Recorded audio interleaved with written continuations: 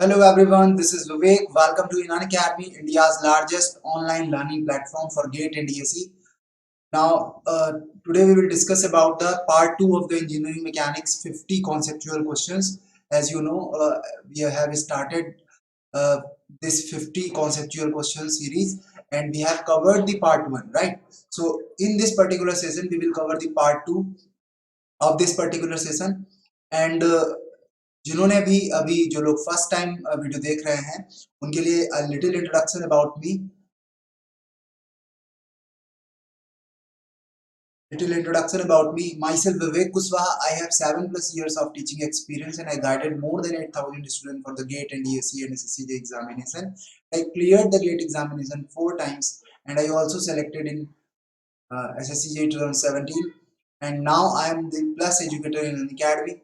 And today we will discuss about the part 2 of the engineering mechanics session. And अगर अभी तक आपने Unacademy Learning App download नहीं किया है, so it will be better for you if you download the Unacademy from the Google Play Store.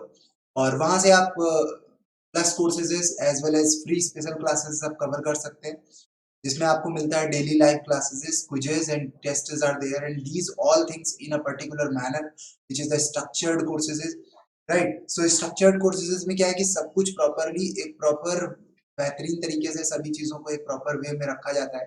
जैसे हमें कभी कोई सब्जेक्ट पढ़ना है सो it will be better comfortable situation होती है, हम बहुत अच्छे से अंडरस्टैंड कर सकते हैं. हर एक सेशन के बाद doubt session test everything will be there and you can learn from the top educators which is available on Unacademy. Me and also my colleagues and friends are there. You can learn from the all you can learn also the same subject from the another teachers also if you clear your doubts related to any chapters, right? So it is the better and that particular course is available for all branches is in engineering, mechanical, civil, electrical, ESE. Every branches are there and the particular subscription fees is 25,000 for the 12 month and if you use the EMI option that it will be converted into 280 rupees per month है ना. और सभी को इस code को use करना है RTZ10. whenever you are using this code RTZ10 then you can get the maximum 10% discount.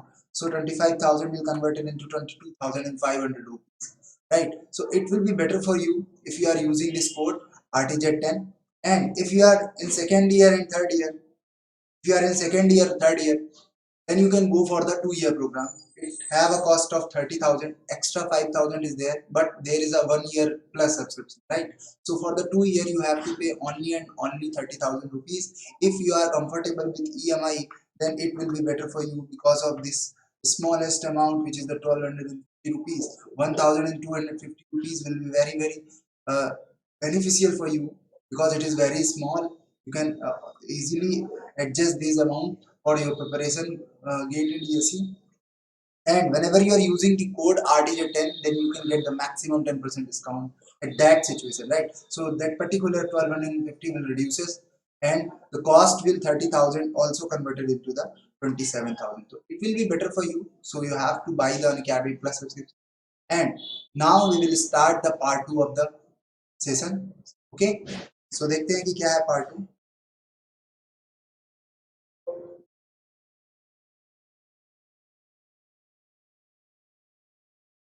Part 2 में आज हम लोग बहुत सारे क्वेश्चंस कवर करने वाले हैं. A lot of questions are there.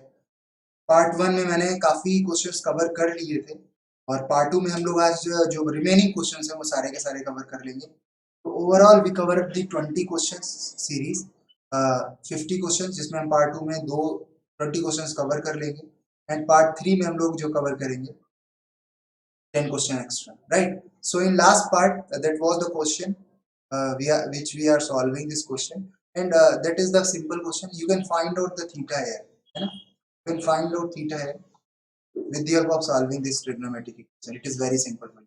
Approximately 25.1 degree will be the answer of this question. So now we have to move for the another question. देखते हैं क्वेश्चन कितना अच्छा है और इसके लिए कैसे करते हैं. A 10 kg uniform rod is pinned at A पर हमने 10 kg का रॉड पिन कर दिया and it is subjected to the couple of moment 50 Newton into meter. Determine the smallest angle theta for the equilibrium. The spring is unstressed when theta is equals to 0 and hedge stiffness of the K is equals to 60 Newton per meter, right? तो यहाँ पर करना क्या है, तुम्हें सभी लोगों को ध्यान देना है इस बात। बहुत ही सिंपल सा कॉन्सेप्ट है, you have to make the free body diagram of this particular situation.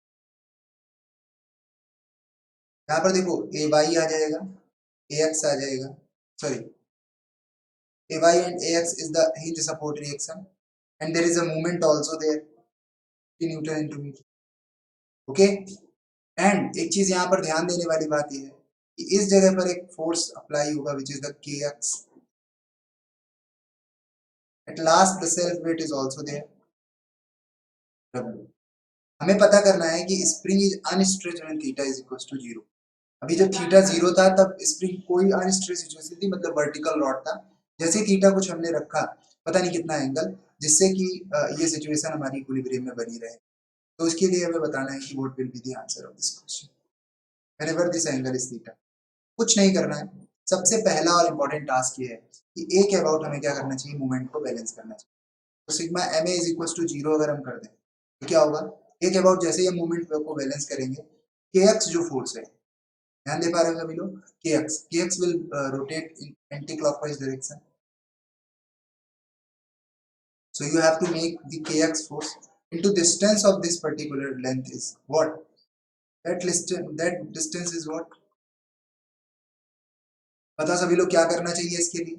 बहुत ही सिंपल सा कॉन्सेप्ट है कि देखा जाए, अगर गौर से देखा जाए तो ये 2 का जो 2 डिस्टेंस है उसका हॉरिजॉन्टल कंपोनेंट है, मतलब 2 cos theta. 2 is the length of this rod, है ना. इसके बाद W की बात करें तो ये क्लॉकवाइज मूवमेंट देगा. W के लिए, अभी W के लिए ये वाली डिस्टेंस चाहिए, राइट. सो ये डिस्टेंस कैसे मिलेगी, 2 का हाफ 1 होगा और 1 का साइन थीटा कंपोनेंट आएगा. So only we have to use this sine theta. इसके अलावा 50 ऑलरेडी क्लॉकवाइज है पहले से ही, तो इसको 50 राइट कर देंगे and is equal to 0.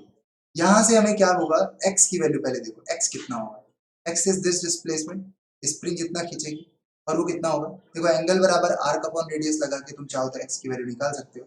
That will be the 2 sin theta. Minus के x की जगह रख दिया तुमने 2 sin थीटा और 2 cos theta plus w sin theta plus 50 is equal to 0. अभी यहाँ से देख रहे होगे सभी लोग k की वैल्यू पेपर में तुम्हें दिख रही 60 newton into metre and you can solve easily. देखो इधर माइनस का 2k sin 2 theta plus w sin theta plus 50 is equal to 0. यहाँ से एक इक्वेशन बन जाएगी trigonometric equation, sin 2 theta 2k sin 2 theta minus w sin theta is equal to 50. Right. अभी यहाँ पर देखना k की जो वैल्यू है वो 60 है, तो ये 120 हो जाएगा. तो 120 sin 2 थीटा माइनस w कितना दिया गया था, 50 न्यूटन मीटर था, w कितना होगा 10 kg के हिसाब से 100.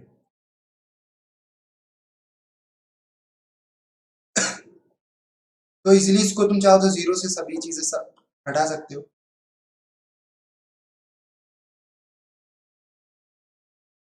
अभी ये थीटा की एक इक्वेशन आ गई, solve it and find, right. इसको इजीली सॉल्व करोगे और थीटा का वैल्यू निकल जाएगा, राइट. बहुत ही अच्छा क्वेश्चन था. नेक्स्ट क्वेश्चन देखते हैं.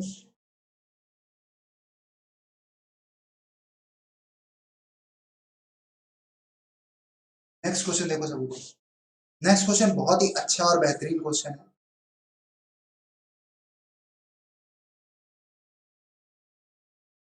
तो क्वेश्चन ने बोला determine the distance d placement of the load p for equilibrium of smooth bar in position of theta. तो अगर ये इक्विलिब्रियम में है तो पूछा जा रहा है कि वैल्यू क्या होगी. तो देखो यहाँ पर एक परपेंडिकुलर रिएक्शन आएगा विच इज द r. अगर हम इसको c पॉइंट एज्यूम कर लेते हैं, इस पॉइंट को a एज्यूम कर लेते हैं, इसको b एज्यूम कर लेते हैं, राइट. तो यहाँ पर भी देखो a पॉइंट पर चूंकि एक तरह का पॉइंटेड लोड है तो perpendicular to the surface reaction आ जाएगा which is the r, right. तो यहाँ से इस तरह से इक्वेशंस बनेंगी, ठीक है. अभी हमें क्या करना है, हमें d का वैल्यू निकालना है. तो सबसे पहले हमें करना क्या चाहिए, करना ये चाहिए कि अगर हम c पॉइंट के अबाउट मोमेंट बैलेंस कर दें, राइट, तो क्या होगा,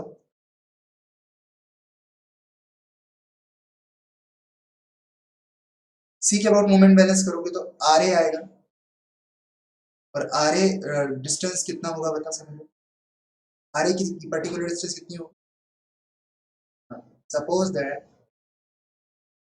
आर ए देगा इस पर्टिकुलर डिस्टेंस के साथ मोमेंट।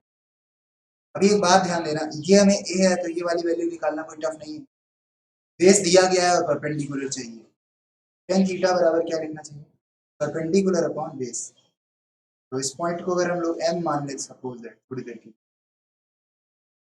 तो क्या होगा, परपेंडिकुलर अपॉन बेस करोगे तो perpendicular upon base is a very simple thing, perpendicular value हो जाएगी तुम्हारी CM and base will be the a.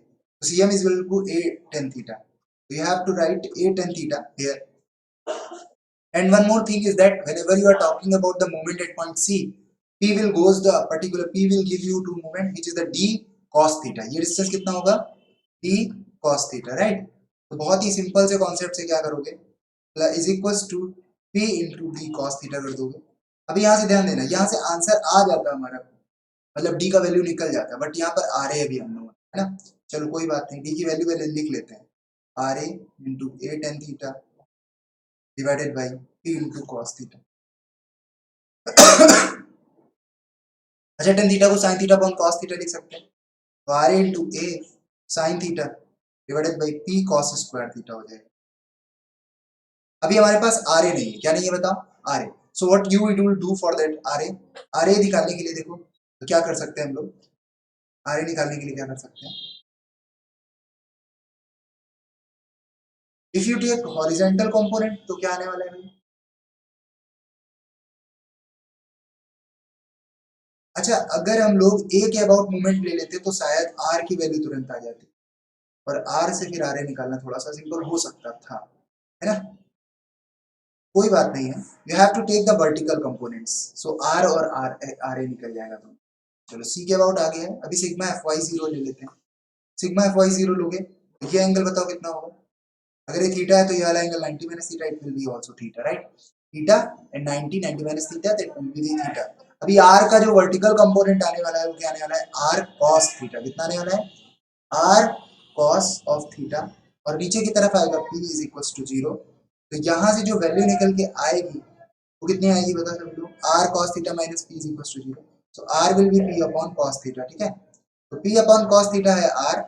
इसके अलावा अगर और भी मैं बात करूं सिग्मा एफ एक्स की, sigma F X is equal to 0, देखो सिग्मा एफ एक्स क्या होगा, आर का horizontal component R sine theta होगा, और it will be equal to the R A, R sine theta is equal to R A, R sine theta is equal to R A, तो यहाँ से are की value पता है तो R ए पता चल जाएगा, आर साइन थीटा, तो P sine theta divided by cos theta, that will be the value of the R A, right. बहुत ही सिंपल से अपने तरीके से क्या किया, आर ए का वैल्यू निकाल लिया, आर ए जो था वो कितना होगा, P sine theta divided by cos theta, because R की वैल्यू यहाँ पर हमने पता करी थी पी अपॉन कॉस थीटा है, तो जैसे ही आर की वैल्यू यहाँ पर पुट करोगे, आर ए की वैल्यू पुट करोगे तो आर ए बराबर कितना हो जाएगा, पी साइन स्क्वायर थीटा ऊपर हो जाएगा डिवाइडेड बाई पी नीचे आ जाएगा कॉस क्यूब थीटा, और पी से पी कट जाएगा तो ए साइन स्क्वायर थीटा अपॉन क्या जाएगा, कॉस क्यूब थीटा, और यही आंसर पेपर में से पूछा जाता है, what will be the relation between D and A. तो as you know it is the very important question, और ये बहुत ही अच्छा है question, you have to take care. Next question देखते हैं, बहुत ही अच्छा क्वेश्चन फिर से स्क्रीन पे क्वेश्चन है, पूछा गया है determine the force developed, question पूछा जा रहा है कि determine the force developed in FE member, FE is this and EB is this and BC is this, हमें इन मेंबर्स में फोर्स निकालना है, ठीक है, तो क्या करना चाहिए बताओ सभी लोग, सबसे पहले तो सपोर्ट रिएक्शंस पता होनी चाहिए, तो यहाँ का सपोर्ट रिएक्शन आर ए निकालने के लिए बहुत ही सिंपल तरीका होता है, 11 की डिस्टेंस जो है वो मल्टीप्लाई करके किसके साथ कर दो बताओ, 1.5 इंटू 2, 1.52 मतलब डी से डिस्टेंस लेना है, ठीक है, तो 3.5 आ जाएगा, प्लस, ठीक है, प्लस 22 का डिस्टेंस क्या करना है, 22 का डिस्टेंस 2 हो जाएगा, divided by whole distance between this, तो 4 5.5 आ जाएगा, यहाँ से तुम सॉल्व करके आर ए निकाल सकते हो, R A will be very very simple, I am not solving it, you can solve it because of RB क्या हो जाएगा, तो टोटल लोड हम लगा रहे हैं 22 और 11 का सम,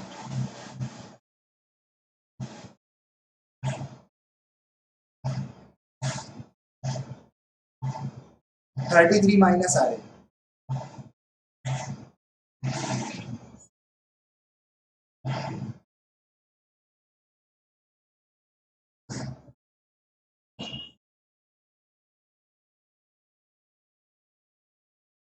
बहुत ही सिंपल तरीके से यहाँ से आर ए की वैल्यू आ जाएगी। आर ए वैसे मैं बता देता हूँ आएगा 11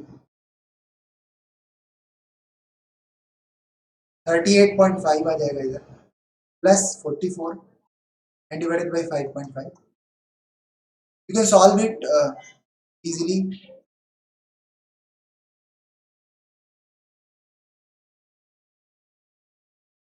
8 4 12 एंड 4 8 हो जाएगा। इसको तुम सॉल्व कर सकते हो।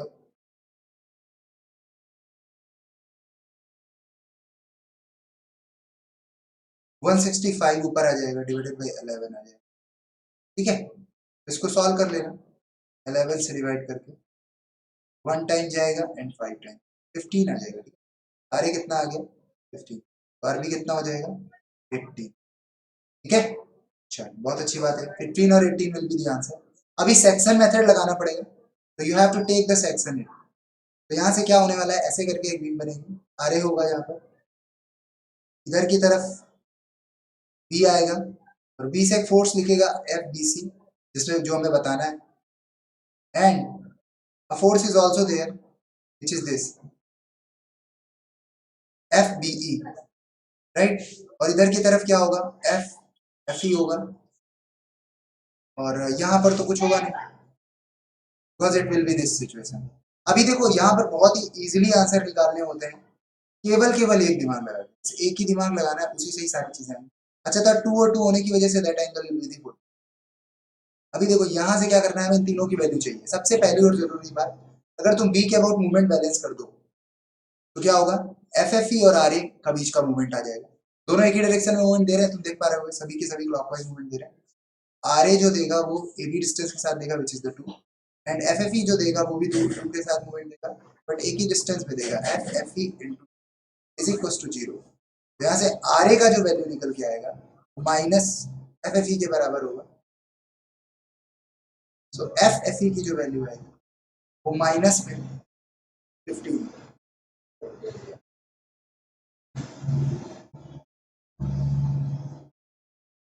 There is some noises are there, so ignore it. I'm not at a correct place, so it was a problem, so don't mind it. Okay, सभी लोग इसे थोड़ा सा इग्नोर करेंगे, थोड़ा सा बैलेंस करेंगे, in next video it will not be there.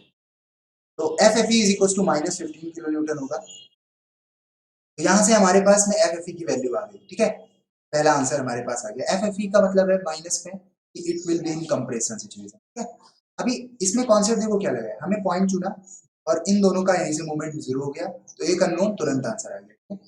अभी एक बात और गौर से देखो, तुरंत एक और आंसर तुम्हारे सामने आ रहा है। अगर हम इसको आगे बढ़ाएं, इसको भी आगे बढ़ाएं, तो एक पॉइंट और मिलेगा आगे, दैट विल बी दी ई। ई के अबाउट अगर हम मूवमेंट बैलेंस करते हैं तो वहां से भी हमें फायदा ही मिलने वाला है। ई के अबाउट मूवमेंट बैलेंस करने से फायदा क्या है, देखो ई के अबाउट मूवमेंट जैसे बैलेंस करोगे तो एफ एफ ई और एफ बी ई मूवमेंट नहीं देंगे, केवल बी सी देगा और आर ए देगा।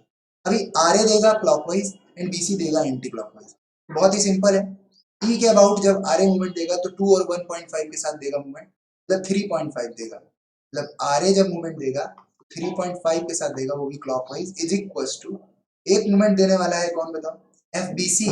और एफ बी सी के लिए ये जो ई पॉइंट है वो 2 मीटर डिस्टेंस पर है, तो एफ बी सी जो होगा वो 2 मीटर के साथ में मूवमेंट देगा। So the value of the F B C is nothing but R A you as you know R A is 15 kilo newton, so 15 into 3.5 and divided by 2, as you know whenever you are divide with 2 to the 15, तो यहाँ से कितना आने वाला है, बहुत ही easily है, 15 का 5 से मल्टीप्लाई करोगे तो 5 आएगा, 7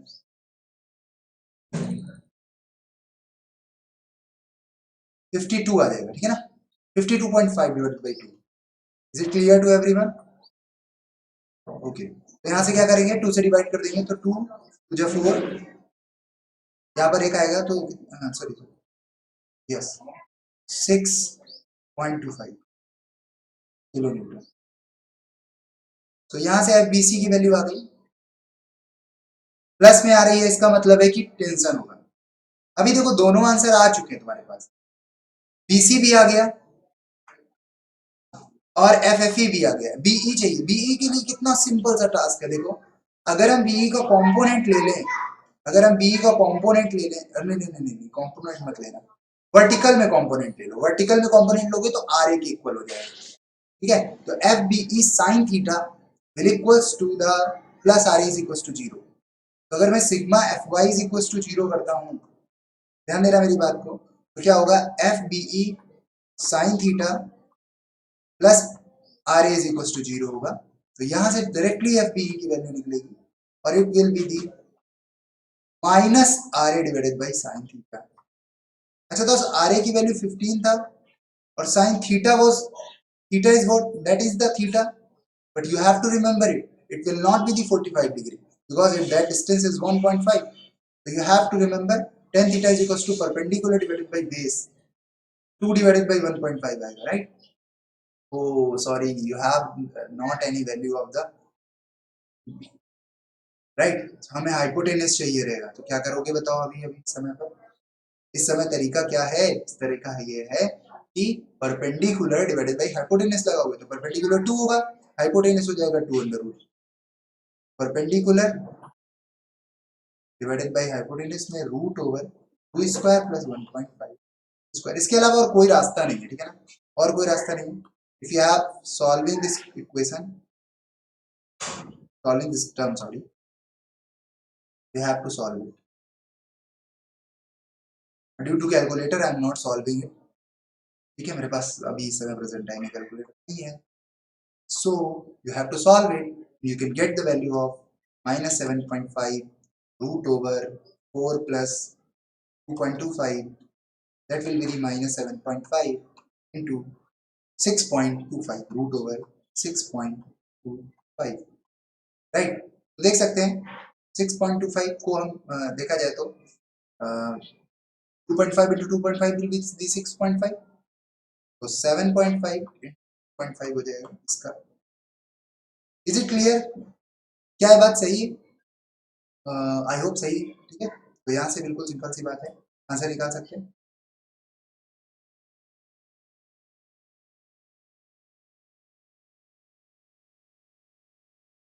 वन 175 आएगा, तो कितना आएगा 7 and 8, 18.75, ठीक है। तो 18.75 kilo newton will be the FBE. तो it was the simple question, बहुत ही सिंपल था ये क्वेश्चन और सभी लोग इसको निकाल पा रहे होंगे, आई होप, है ना, ठीक है। तो it is the very simple question. So देखते हैं इस क्वेश्चन में, man attempts to support a stack of books horizontally by applying a compressive force of F is equals to 120 newton to the ends of the stack with his hands, right? So if each book has a mass of 0.95 kg, for example अगर हम दो books के बीच में बहुत सारी number of books को अगर आपस में क्या करें, टच में करें, और साथ ही साथ में एक हम लोग एक्सियली कंप्रेसिव, समझ में आ रहा है, सभी लोगों को एज अ नॉर्मल फोर्स अगर अप्लाई करते हैं तो it will create a friction between the books, right. तो उसकी वजह से बुक्स क्या होंगी, अपनी जगह पर स्टेबल रहेंगी और अपने वेट की वजह से वो स्लिप नहीं हो पाएंगी, ठीक है।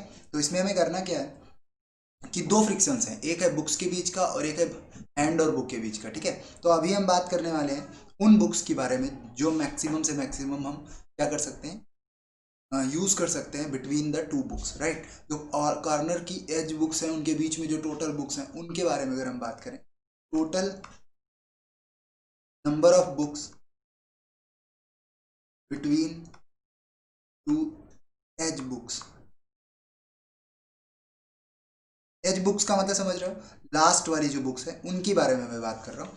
तो ऐसी सिचुएशन पर बहुत ही सिंपल सा कॉन्सेप्ट होगा ये कि भाई कितनी टोटल नंबर ऑफ बुक्स आ सकती हैं। सपोज दैट मैंने कोई बुक को पकड़ा इस तरह से और उसका वेट, सेल्फ वेट कितना होगा बताओ, what will be the self weight of this particular book, that will be the 0.95 into 10, right? So answer will be this 9.5.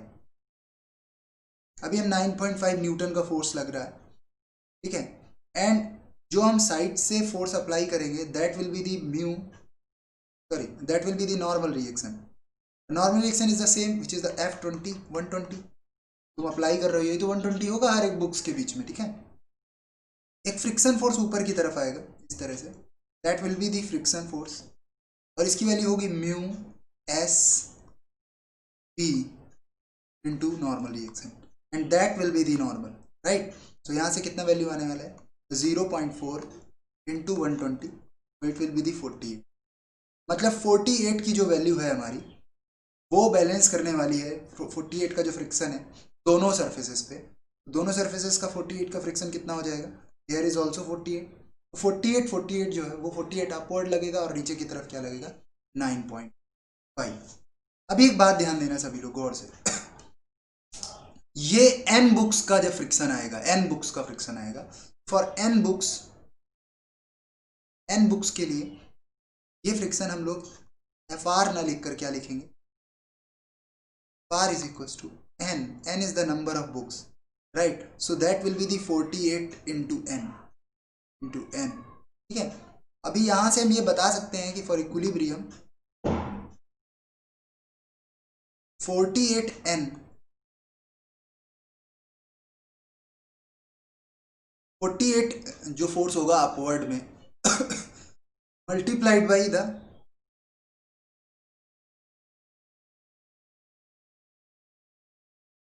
Friction force. अगर देखा जाए तो 48 का फ्रिक्शन फोर्स आएगा, 48 न्यूटन का एक सिंगल फोर्स फ्रिक्शन होगा, और उसको n बुक्स को क्या करना पड़ेगा, n बुक्स को होल्ड करना पड़ेगा. उस हिसाब से हम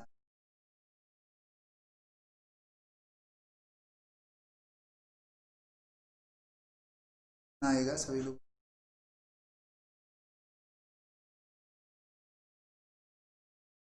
एक बुक पे अपवर्ड लगेगा. सिमिलरली इसी तरह से क्या होगा और बुक्स आएंगी, जो पूरा एक बुक का गैदरिंग होगी उस बुक पे इधर से और इधर से 120 का फोर्स लगेगा, और अपवर्ड जो फ्रिक्शन आएगा, बुक पर फ्रिक्शन जो आएगा वो अपवर्ड आएगा. 1 सेकेंड. 48 न्यूटन का फोर्स अपवर्ड हो जाए, वेट सेल्फ वेट कितना हो गया बताओ, 9.5 न्यूटन.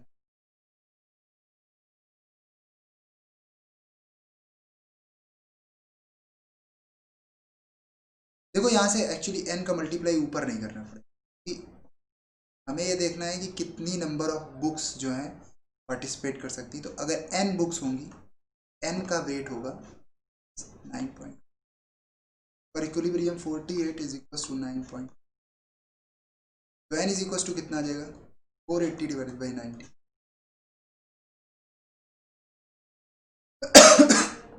तो यहाँ से सॉल्व करोगे तो बिल्कुल इजीली वैल्यू आ जाएगी, 5 से डिवाइड करो सभी. सो यहाँ पर एक चीज़ सब लोग पहले गौर से देखें, एक प्रॉब्लम ये है कि जैसे ही 48 का अपवर्ड दोनों तरफ से सरफेस से फोर्स लगेगा, so it will be not be the 48, it will be the 96, right. यहाँ पर थोड़ा सा सिली मिस्टेक है, you have to check convert it. तो 960 डिवाइडेड बाई क्या करोगे 95 करोगे, तो यहाँ से समथिंग अप्रॉक्सीमेटली क्या आएगा 10 पॉइंट समथिंग कुछ वैल्यू आएगी, certain value, it will B approximately 10.30. तो कुल मिलाकर हम लोग n की जो वैल्यूज़ हैं वो 10.30 का मतलब है कि जो नंबर ऑफ बुक्स इसके हिसाब से आ रही है वो कितनी आ रही है 10 बुक. 10 से ज़्यादा नहीं हो सकती, 11 नहीं कर सकते, ठीक है ना, 11 बुक ज़्यादा हो जाएंगी, ठीक है. So that force should be less than और इक्वल टू, मतलब जो भी पर्टिकुलरली वैल्यू है this should be less than और इक्वल टू. तो इसके हिसाब से n का वैल्यू जो आएगा it will be less than this, so 10 books will be there. अभी ये तब 10 बुक हैं जब हम बात कर रहे हैं बुक्स के बीच की बुक्स, क्लियर है. अभी जब किनारे वाली बुक के बीच के अंदर की सारी बुक्स के बारे में बात करें कि हाथ से जब हम दोनों तरफ से हैंड लगा रहे हैं तब कितना बुक्स को हम रोक सकते हैं, मैक्सिमम बुक्स को कितना रोक सकते हैं. सो हम बात कर रहे हैं कि विथ मैक्सिमम बुक्स कितना रोक सकते हैं। अगर वो इससे कम आता है तो इसका मतलब ये हुआ कि एक तरह से बुक्स क्या है कि हम ज़्यादा बुक्स जब रोकने की कोशिश करेंगे तो बीच वाली जो बुक्स हैं वो नीचे की तरफ डाउन जा सकती हैं, ठीक है। तो अभी बात करेंगे कि नंबर ऑफ बुक्स होल्ड करेंगे विथ लास्ट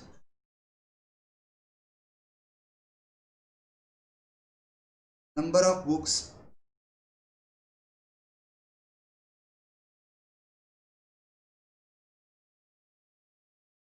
बिटवीन हैंड्स।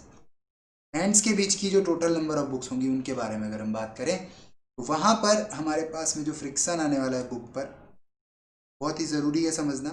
देखो यहाँ पर भी as it is N into 9.8 का हमारा क्या होगा, 9.5 का हमारा फोर्स लगेगा ही लगेगा सेल्फ वेट।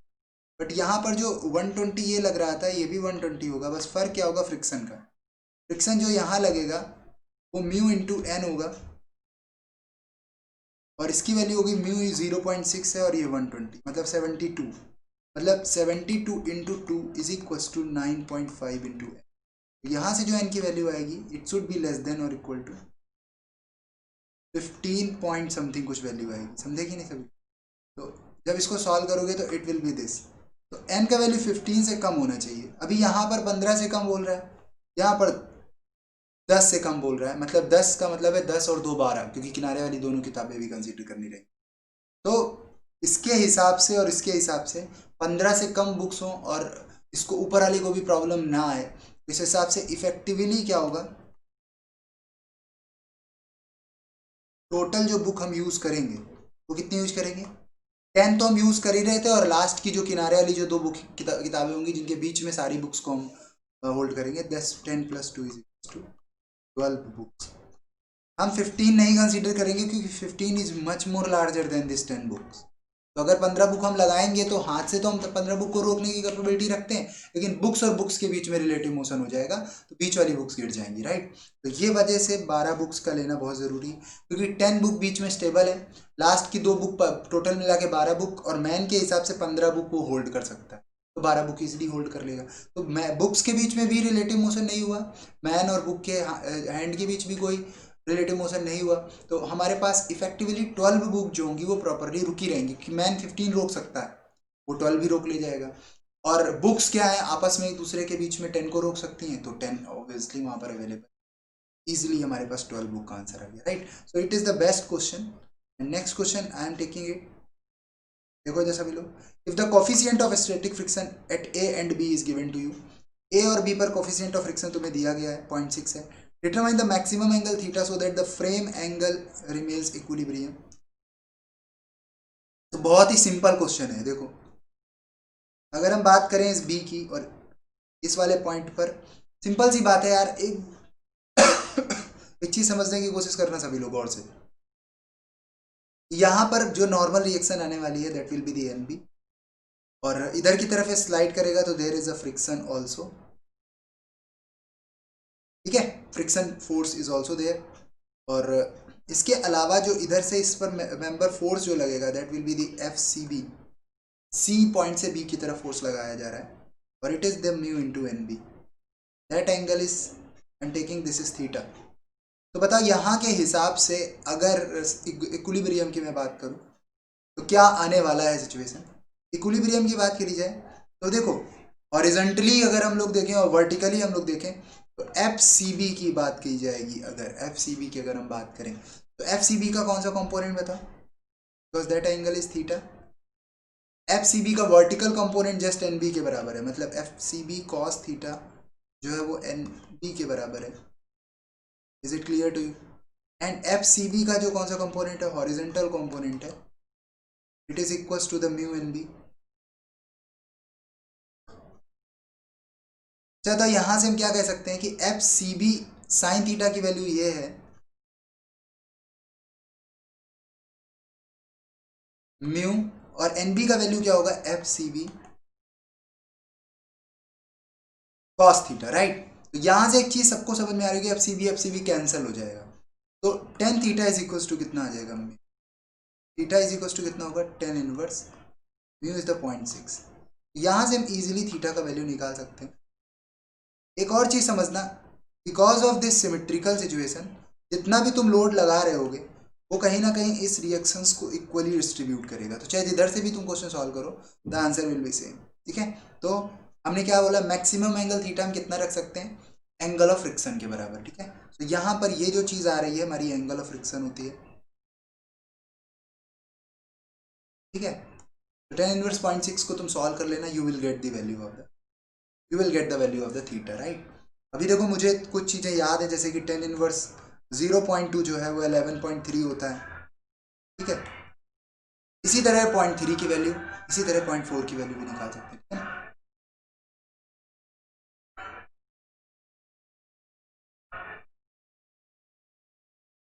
अगला क्वेश्चन देखो, नेक्स्ट क्वेश्चन देखते हैं। Block A and B have mass of the point mass 3 kg and 9 kg are there and both are connected with links and P is applied the force at point C।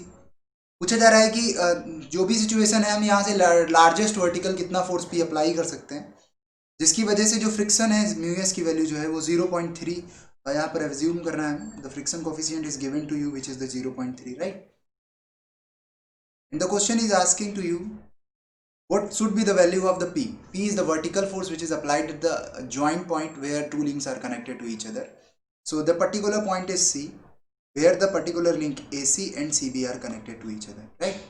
तो यहाँ पर बहुत ही simple है, दोनों अलग अलग links को मैं अलग अलग सेपरेटली रिप्रेजेंट करूँगा। फॉर एग्जाम्पल अगर हम बात करें ब्लॉक बी की, that is the block B.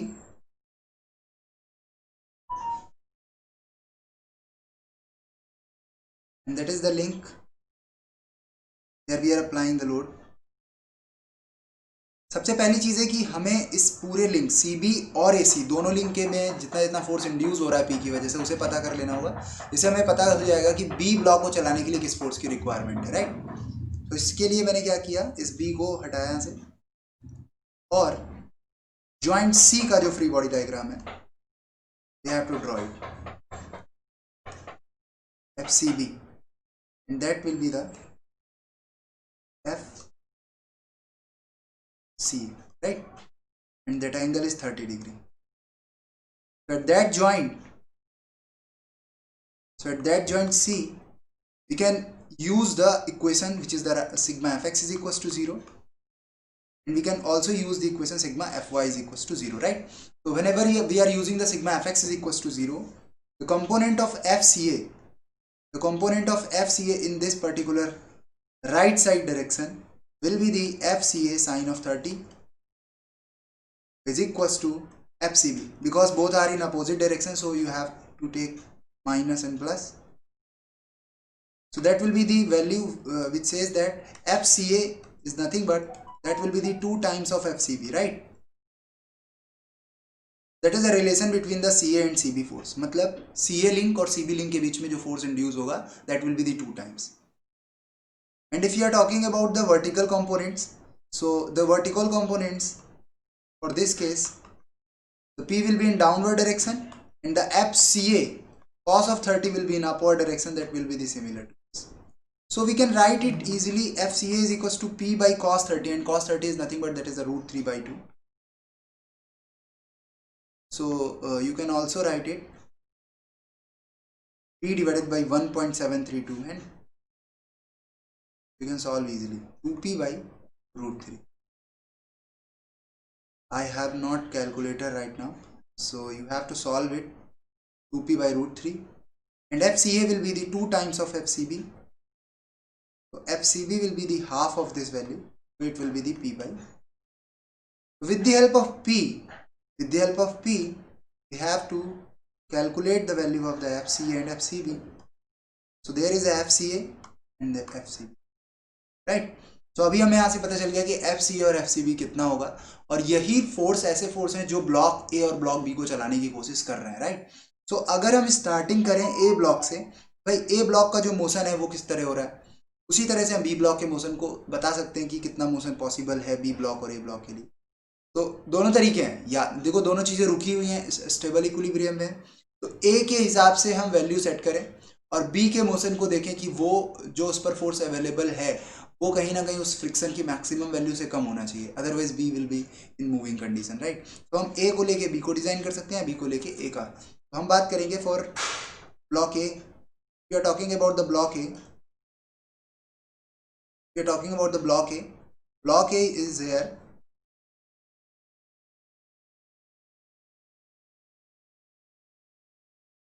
The mu will be is this 0.3, right? So यहाँ पर एक फोर्स लग रहा होगा, that will be the FAC, मतलब AC लिंक का जो फोर्स है that will be the FAC, and that angle is given to you which is 30 degree from the vertical. A normal reaction will be in upward direction, that will be the N, right? And the mass mg, m is given to you which is the 3 kg for the A block. So 30 will be the mass of this particular weight of this component. अभी यहाँ पर देखो करना क्या है कि FAC चाहता है ब्लॉक को, because of the horizontal component the A block will move in this particular direction which is the left side, right? So friction किधर की तरफ आएगा, right side. अच्छा, तो यहाँ पर जो फ्रिक्शन आएगा ए पॉइंट के लिए वो मैक्सिमम होगा because of this impending situation, तो that will be the mu into N A. बहुत ही सिंपल है, F A C sine of 30 will equals to the mu times N A. N A is nothing but that is the 30 plus because of the vertical component, right. So 30 plus आएगा, mu का value 0.3 है, 30 में plus add कर दो कितना बताओ, F A C cos of 30, इसको add कर दोगे तो नॉर्मलाइजेशन इंक्रीज हो जाएगा, फ्रिक्शन इंक्रीज हो जाएगा, ठीक है। F A C into 1/2, F A C by 2 कितना होगा, एफ ए सी बाई 2 0.5 ए सी होगा, तो इधर मल्टीप्लाई भी कर सकते हो चाहो तो कितना हो जाएगा,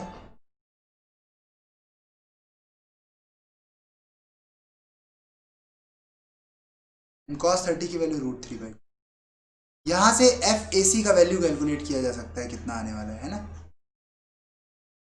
तो सॉल्व करो सभी लोग, कितना आ रहा है,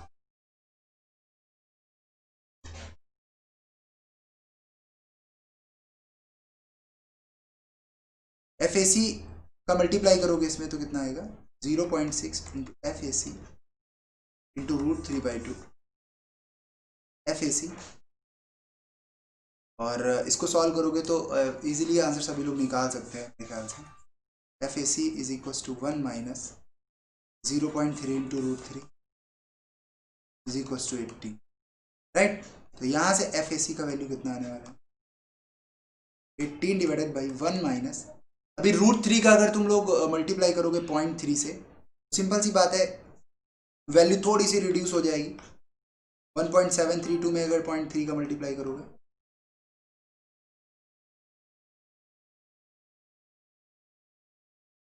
0.519, मतलब हम 0.52 लिख सकते हैं इसको, है ना। तो 18 डिवाइडेड बाई 8 आ जाएगा और 4 हो जाएगा, राइट, 0.4। तो इसको सॉल्व कर सकते हो सभी लोग,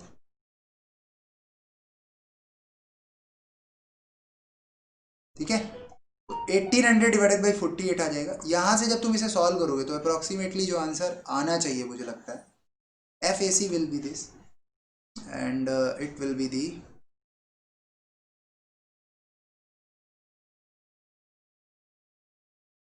लेस देन 40 होगा अप्रोक्सीमेटली, क्योंकि देखो 48 इंटू 40 करोगे तो बिल्कुल सिंपल सी बात है 1920 आने वाला है। अभी ऊपर है हमारा 1800, राइट। 1800 के हिसाब से देखा जाए तो 40 ना होकर इसको हम एज अ 38 न्यूटन हम बोल सकते हैं, अपनी तरफ से ज्यूम किया मैंने, अप्रोक्सीमेटली 38 न्यूटन, राइट। देखो ये अप्रोक्सीमेट वैल्यूज हैं, आई am not using the calculator right now, so the force in AC link will be this 38 Newton. यहां से एसी मेंबर है, फोर्स आ गया, अभी इस एसी मेंबर की फोर्स से हम सीबी की फोर्स को निकाल सकते हैं, ठीक है ना। ये तब के लिए एसी फोर्स है कि एसी फोर्स अगर इतना लगाएंगे तो ब्लॉक ए जो होगा वो चलेगा नहीं, it will be in particular stable equilibrium. But इस एफ ए सी से एफ सी बी कितना आ रहा है, हमें वो भी पता करना है, क्योंकि हमारे पास में जो हमें वैल्यू निकालनी है वो पी की लार्जेस्ट वैल्यू निकालनी है, ठीक है ना। चलो, तो अब हम एफ सी बी की वैल्यू इसके हिसाब से देखेंगे। अगर एफ ए सी की वैल्यू 38 वैल्यू आ रही है, एफ ए सी की 38 न्यूटन, मतलब एफ ए सी 38 न्यूटन होना चाहिए। तो एफ ए सी अगर 38 न्यूटन होना चाहिए, तो एफ सी बी कितना होगा? एफ सी बी जो है वो एफ ए सी का हाफ है। इसके हिसाब से एफ सी बी जो होगा, it will B approximately 90 Newton, है ना। मतलब एफ सी बी की जो वैल्यू है वो 90 न्यूटन मैक्सिमम होनी चाहिए, जिसकी वजह से वो जस्ट क्या होगा, स्लाइड होना चाहिए। अभी हम फ्रिक्शन की मैक्सिमम वैल्यू निकालेंगे, कितना आएगा बी ब्लॉक के लिए, है ना। चलो, अभी हमने क्या किया, एफ ए सी का वैल्यू देखा जाए तो 38 न्यूटन है। इसके हिसाब से पी के टर्म्स में एफ ए सी का जो वैल्यू आया था वो आया था 2p/√3। तो इस हिसाब से पी का जो वैल्यू आएगा वो 38√3/2। ये पी की वो वैल्यू है। बट जरूरी नहीं कि इस पी की वैल्यू से, ध्यान देना मेरी बात को, इस पी की वैल्यू से ब्लॉक ए जो है, ब्लॉक ए तो नहीं चलेगा, लेकिन ब्लॉक बी के बारे में अगर हम बात करें तो ब्लॉक बी हो सकता है चले। ब्लॉक बी के लिए क्या करना पड़ेगा, ब्लॉक बी के लिए, ब्लॉक बी को इस तरह रिप्रेजेंट करना है। There is a force of F C B, there is a friction force is also there, mu into N B. और बी ब्लॉक का फ्रिक्शन कितना दिया गया, कोफिशिएंट 0.3 इज देयर। सभी सरफेस के लिए 0.3 है। 9 kg is the mass of this block. तो answer will be this, N B will be the in vertical direction and the 90 newton is the weight of the block B. यहाँ से जो F C B जो आ रहा है उसकी जो maximum value है, मतलब फ्रिक्शन की जो मैक्सिमम वैल्यू है एक्चुअली, इतना इसको समझने के लिए भी देखो दिमाग नहीं लगाना है। फ्रिक्शन की मैक्सिमम वैल्यू बहुत ही ईजी तरीके से निकाल सकते हो, 0.6 इंटू 90, राइट। तो यहाँ से बिल्कुल आंसर आ जाएगा 54। मतलब बहुत ही इजी तरीके से समझ सकते हो कि जो बी ब्लॉक है वो मैक्सिमम 54 का फोर्स बियर कर सकता है। और एफ सी बी तुम कितना अप्लाई कर रहे हो, एफ सी बी कितना कर रहे हो अब 19। सो सिंपल सी बात है यार, 19 अप्लाई करोगे, फ्रिक्शन की मैक्सिमम वैल्यू 54 है, इट विल एन इक्विलिब्रियम। तो यहाँ से बोल सकते हो कि भाई सिंपल सी बात है, जो एफ सी बी है it is less than the 54। तो block B will be in rest, block B will be in rest. so that particular that particular value of FCB and FCA is the correct values। तो यहाँ से हम बहुत आसानी से जो values निकाले थे हमने, पी की जो ग्रेटेस्ट वैल्यू है वो 38/√3 हम यूज कर सकते हैं, क्योंकि इस वैल्यू के यूज करने से हमारे ब्लॉक के प्रॉब्लम पे कोई इशू नहीं आ रहा है। लेकिन अगर इससे ज़्यादा पी यूज़ करोगे तो देखो, इससे ज़्यादा पी यूज़ करने पर इफेक्ट पड़ेगा ब्लॉक ए को, क्योंकि ब्लॉक ए चलने लगेगा फिर, ठीक है ना। और हम चाहते हैं ब्लॉक ए ना चले। तो maximum value of this force is 19√3, 19√3 newton आ जाएगा। और यही हमारा क्या होगा बताओ, आंसर होगा इस क्वेश्चन का, ठीक है ना। तो अच्छा क्वेश्चन था, दो लिंक को हम ब्लॉक से कनेक्ट किए हुए थे और फोर्स हम लगा रहे थे ज्वाइंट ऑफ द लिंक्स पे, राइट। तो बहुत ही सिंपल तरीके से क्वेश्चन किया हमने। नेक्स्ट क्वेश्चन देखते हैं। नेक्स्ट क्वेश्चन और ही बेहतरीन है। यहाँ पर टॉपलिंग की बात हम करेंगे। टॉपलिंग सिचुएशन सभी को पता होगी, किसी ब्लॉक जिसकी हाइट बहुत ज़्यादा है, whenever we are applying the force on the block, उस ब्लॉक के टॉपल होने की सिचुएशन उतनी ज़्यादा होती है because of the movement of the couple, ठीक है। तो बिल्कुल सिंपल सा कॉन्सेप्ट है यहाँ पर कि पूछा जा रहा है determine the force P needed to cause the impending motion of the block. मतलब ब्लॉक में इम्पेंडिंग मोशन आए, मतलब ब्लॉक स्लाइड करे without any toppling, right. So सबसे ज़रूरी बात देखो यहाँ पर, फ्रिक्शन अपनी जब तक मैक्सिमम वैल्यू के साथ नहीं लगेगा तब तक तुम ये नहीं कह सकते हो कि जस्ट मोशन स्टार्ट होने वाला। तो यहाँ से सबसे पहले तो यही क्लियर होना चाहिए कि मैक्सिमम फ्रिक्शन 200 होगा। तो इस हिसाब से कितना आएगा answer, that will B 60, right. तो 60 का मैक्सिमम फ्रिक्शन है, तो पी का एटलीस्ट वैल्यू 60 होना चाहिए। पी का वैल्यू एटलीस्ट किसके इक्वल होना चाहिए, 60 के। अगर 60 के इक्वल नहीं है तो तुम ब्लॉक को पहली बार स्लाइड ही नहीं कर पाओगे, ठीक है ना। तो ब्लॉक को स्लाइड ही नहीं कर पाओगे तो फिर आगे चलेगा ही नहीं वो। टॉपलिंग तो बात की बात है, पहले तो स्लाइडिंग होना जरूरी है ना। अभी क्या होगा, when ever you increase the force, ध्यान देना मेरी बात को, तो फोर्स इंक्रीज करोगे तो फ्रिक्शन फोर्स तो 60 से ज्यादा इंक्रीज नहीं करेगा। लेकिन उस सिचुएशन पे टॉपलिंग का एक केस बनता है कि अगर हम 2 मीटर डिस्टेंस पे लगाएंगे इसको, तो नॉर्मल रिएक्शन जो आएगी वो मैक्सिमम कितना दूर जाकर इसका अपोज कर सकती है, ठीक है ना। यहाँ पर वैसे सेंटर पे नॉर्मल रिएक्शन आता है कि W लगाते हैं हम नीचे की तरफ, नॉर्मल रिएक्शन अपवर्ड होता है इन जनरली, बट ऐसा नहीं होगा क्योंकि P जो है और फ्रिक्शन जो है वो एक कपल बना रहे हैं। तो नॉर्मल रिएक्शन क्या होगी, एक सर्टेन डिस्टेंस एक्सट्रीम पोजीशन पे जाके एक्ट करेगी, वहां से हम P फाइंड आउट कर सकते हैं कि ये जो है वो फॉर नो स्लाइडिंग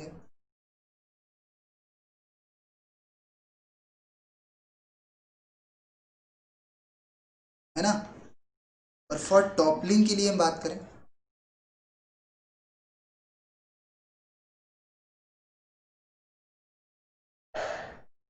टॉपलिंग की सिचुएशन ऐसी होगी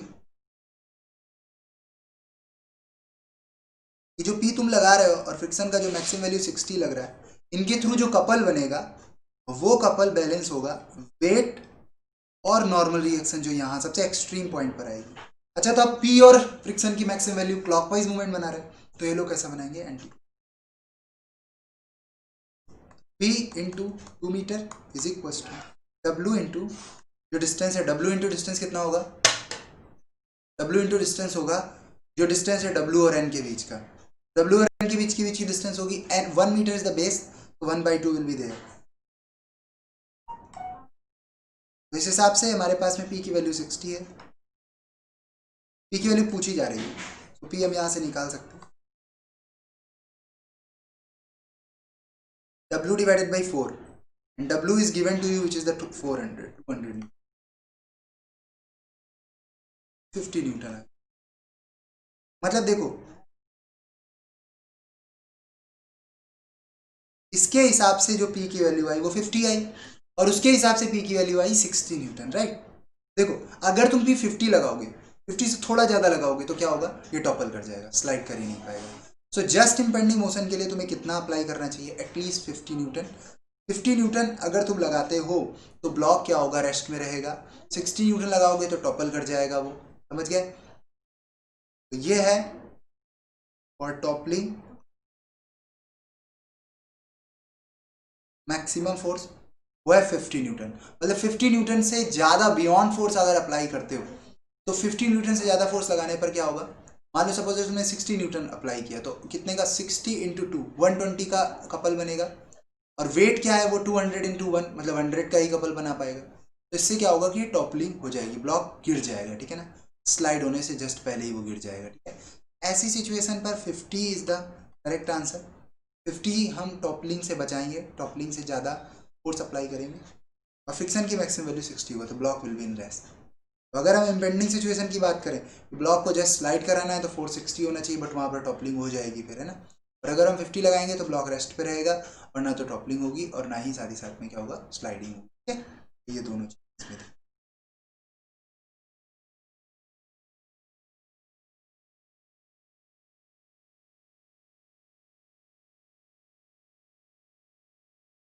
नेक्स्ट क्वेश्चन देखो सभी लोग,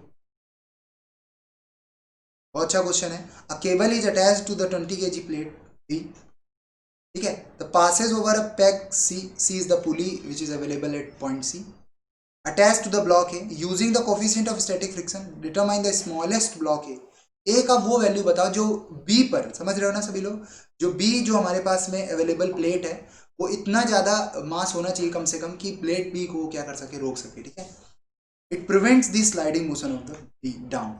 तो B का डाउन मोशन हो रहा है, पहली बात तो यहाँ से क्लियर हो गया है, ये B है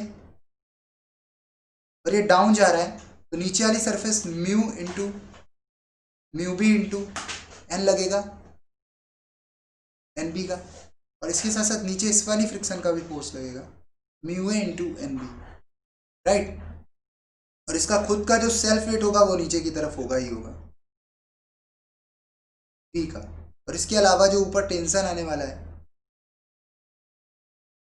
उसको हम T2 बोल रहे हैं, ठीक है ना, T2 is the tension in B block.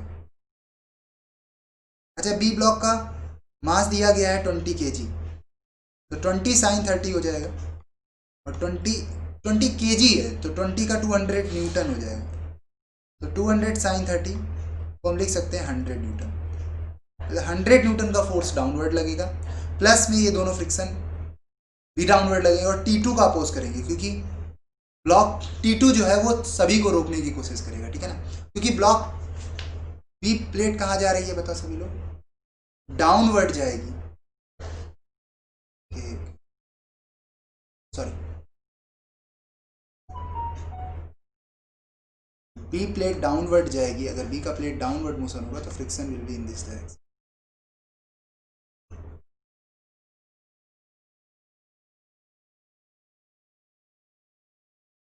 ठीक है। और जब ब्लॉक ए की हम बात करेंगे तो ब्लॉक ए पर टेंशन T1 होगा, और ब्लॉक ए जो है वो ब्लॉक बी को नीचे जाने से रोकता है, तो फ्रिक्शन ऊपर लगाता है, तो इस पर फ्रिक्शन कहाँ लगेगा, नीचे लगेगा, that will be the mu A into N A, right. और इसका खुद का जो भार है, सेल्फ वेट जो है ए का, वो दिया गया है, पूछा जा रहा है ए का कितना रखा जाए, कोई नहीं, इसको लिख सकते हैं mg sin 30 mg/2, राइट।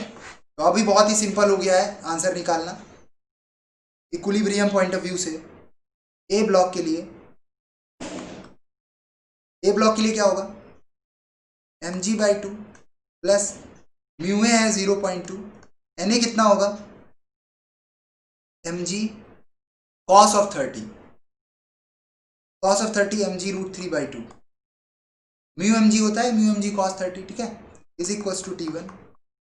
तो यहां से देखो आंसर तो हमारा नहीं आ रहा है क्योंकि हमें m अननोन है, हमारा T1 हमें पता नहीं। एक इक्वेशन तुम्हारी ये है, I am not solving the whole question, right, I am solving this particular equations which is very important to you. What you will do for that, mg और ऊपर आने वाला है 1.732 मल्टीप्लाइड बाई 2, है ना,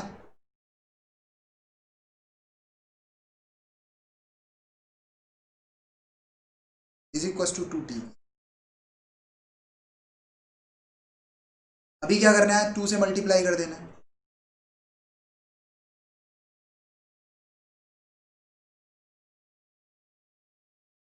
464 3.46 0.3464 आ जाएगा, 1.3464 इंटू एम जी आ जाएगा into T1, तो दैट इज द इक्वेशन 1। एक और चीज ध्यान देना है यहाँ पर, T1 और T2 के बीच में क्या रिलेशन होगा, T1/T2 इज इक्वल टू ई की पावर म्यू थीटा होगा। अभी म्यू कितना है तुम देख सकते हो, 180 डिग्री का लैपिंग होगा, because starting to the in top point bottom point contact में, you have to theta is pi, e into mu into pi, और म्यू है पुली और उसके बीच का friction which is given to you which is the 0.3, इसको mu C लिखना, ठीक है ना।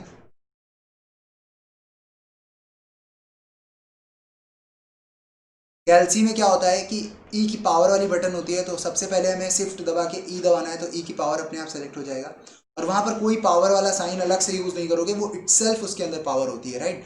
बस केवल क्या करना है, शिफ्ट ई और फिर वैल्यू टाइप कर देनी 0.3 इंटू पाई, और इंटर करना है, तुम्हारे पास ये वैल्यू आ जाएगी। यहाँ से T1 और T2 के बीच में एक सेकेंड रिलेशन आ जाएगा, राइट। तो दो रिलेशन मैंने बता दिए। अभी तीसरा ब्लॉक बी की बात करते हैं। ब्लॉक बी के लिए देखो जरा गौर से, ये क्या होगा ब्लॉक बी के लिए, T2 ऊपर लग रहा है plus mu A plus mu B, तो एन बी होगा, एन बी होगा क्या, एन बी होगा क्या, यहाँ पर यहाँ एन ए होगा, ध्यान देना सभी लोग, ये फ्रिक्शन ए ब्लॉक का है, mu N to N A, और mu N to N A ये वैल्यू मैंने बताई थी 0.3464 mg।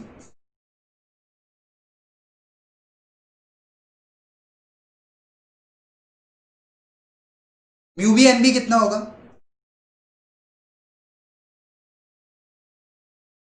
एन बी निकालना बहुत इजी है, because N B is nothing but that is the mass of the block B, और ब्लॉक बी के लिए जो यहाँ मास आएगा वो एक्चुअली ए और बी दोनों उसी सिचुएशन पे रखे होंगे, तो ग्राउंड सरफेस जो हमें अपोज करेगा, तो दोनों के सम ऑफ द मास से फोर्स लगाएगा, 20 और प्लस एम दोनों वही आने वाले हैं वर्टिकल। इसके लिए जो यहाँ पर फोर्स आएगा नॉर्मल रिएक्शन का कितना आएगा बताओ, M plus 100, sorry M plus 20, M plus 20 will be the mass of this particular block जो ऊपर लग रहा है, two G cos of 30, bracket में क्या हो गया m plus 20 into G cos of 30। तो ये आ गया हमारा b का जो फ्रिक्शन फोर्स है वो म्यू एम जी कॉस 30, ये हो गया a का फ्रिक्शन फोर्स, सबका सम जो है वो बराबर किसके होता है 100 न्यूटन के।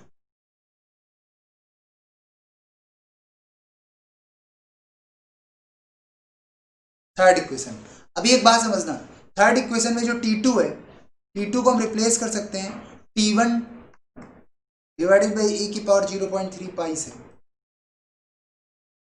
तो बताओ अभी इस इक्वेशन में T1 अननोन है ओनली और m इज अननोन, तो थ्री इक्वेशन को फर्स्ट इक्वेशन के साथ क्या कर सकते हैं हम लोग सॉल्व कर सकते हैं। तो when ever you solve the equation number 3, solve equation 3 with 1, अगर 3 और 1 के साथ हम सॉल्व करेंगे तो we can get the value of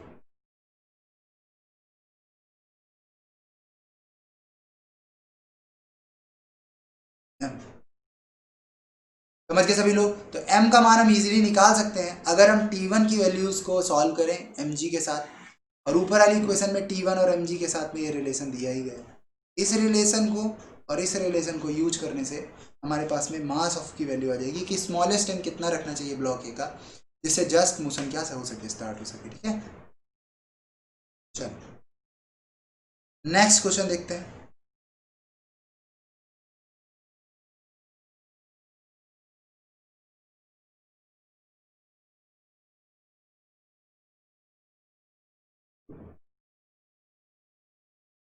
देखो इधर, the uniform rod AB is supported to a rope that is passes through the frictionless pulley at C and peg D.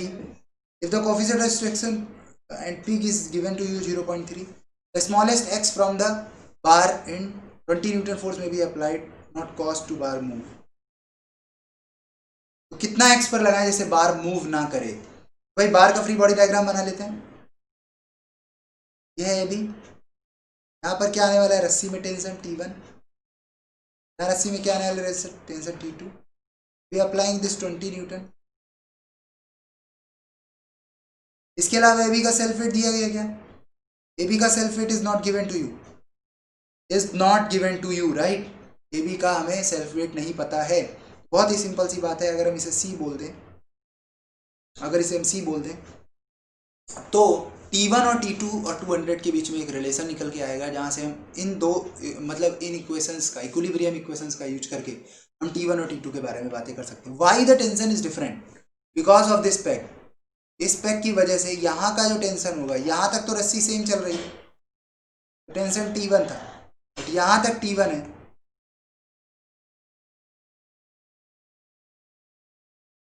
But यहाँ टेंशन T2 हो गया है। That angle is theta which is the pi by 2। इसका मतलब है कि T1 by T2 is equal to क्या होगा,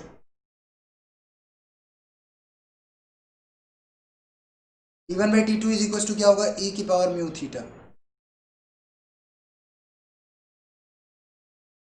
अभी एक बात ध्यान देना सभी लोग, हमें चाहिए कितना वैल्यू, हमें क्या चाहिए, x का वैल्यू चाहिए। तो x के लिए अगर हम sigma M A is equal to 0 कर दें तो 20 into x is equal to T2 into कितना हो जाएगा, A B 1 metre.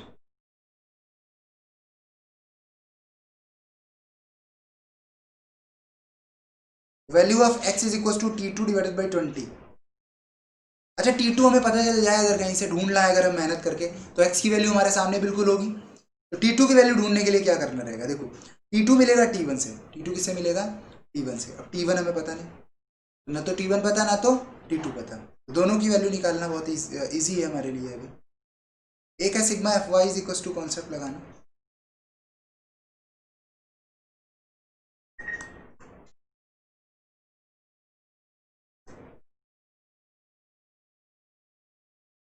T1 plus T2 is equal to 200।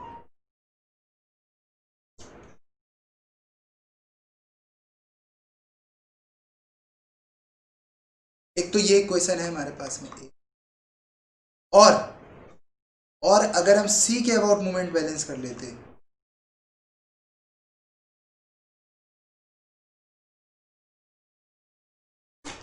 T1 into x होता and T2 into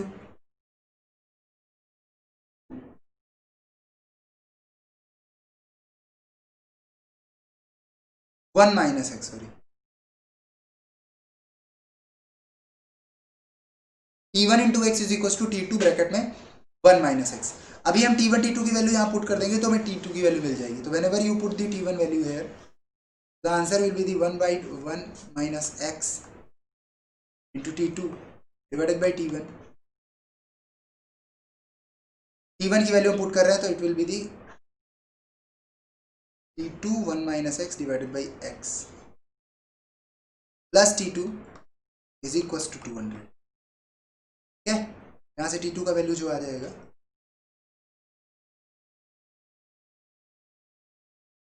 200 divided by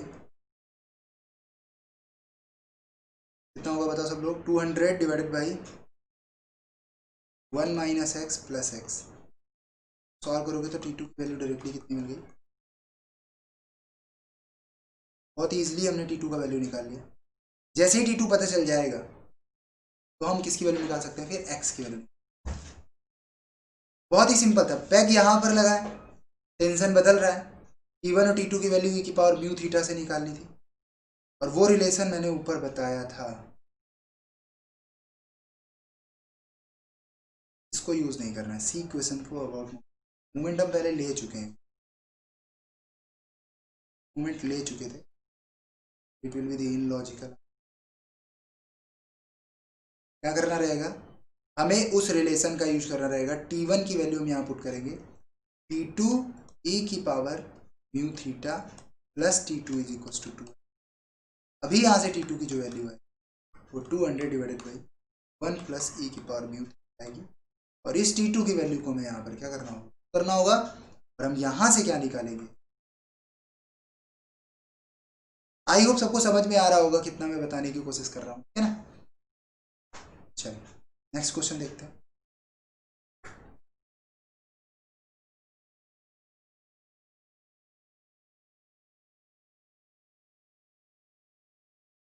देखो बोला गया है कि disc is subjected to couple of movement.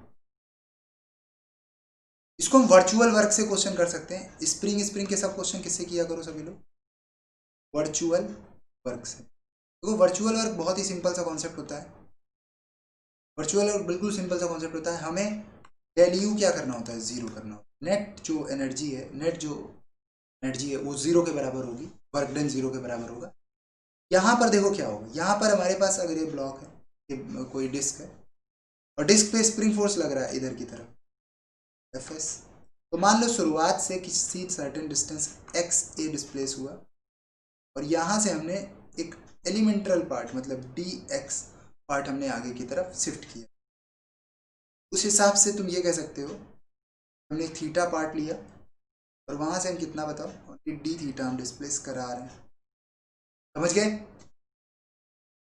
तो इस सिचुएशन पर मूवमेंट था वो 300 न्यूटन।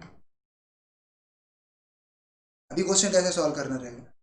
दोनों का वर्क डन को जो है वो उसका सम किसके बराबर करना रहेगा? जीरो के बराबर। तो भाई फोर्स का वर्क डन निगेटिव होगा क्योंकि ये अपोजिट डायरेक्शन है और इसका 300 न्यूटन मीटर का जो वर्क डन होगा it will be the positive. क्या आने वाला है देखो? वर्क डन एफ एस का वर्क डन होगा जो होगा वो होगा एफ एस माइनस में इंटू जो भी डिस्प्लेसमेंट हो रहा है वो कितना हो रहा है? डी एक्स ए। इनफाइनेटली स्मॉल डिस्प्लेसमेंट हम करा रहे हैं। ऐसे 300 न्यूटन मीटर के साथ में अगर हम बात करें 300 न्यूटन मीटर का जो भी हमारा मूवमेंट हमने अप्लाई किया था subjected couple movement 300 newton metre.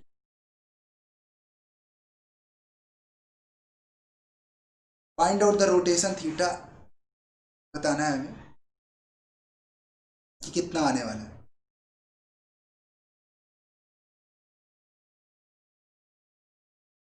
यहाँ पर 300 न्यूटन मीटर ही आएगा क्योंकि इसमें किसी डिस्टेंस का तो मल्टीप्लाई करेंगे नहीं because it is already in newton into metre, right? अभी हम बात करने वाले हैं F S into D X A की और इट इज 300। अभी एफ एस क्या होगा? के एक्स होगा। के एक्स मीन्स के X A D X A is equal to 3। X A कितना होगा? एक्स ए होगा R into theta. R into theta, A point का डिस्प्लेसमेंट होगा आर इंटू थीटा, और डी एक्स ए का जो डिस्प्लेसमेंट है वो कितना है, वही चीज,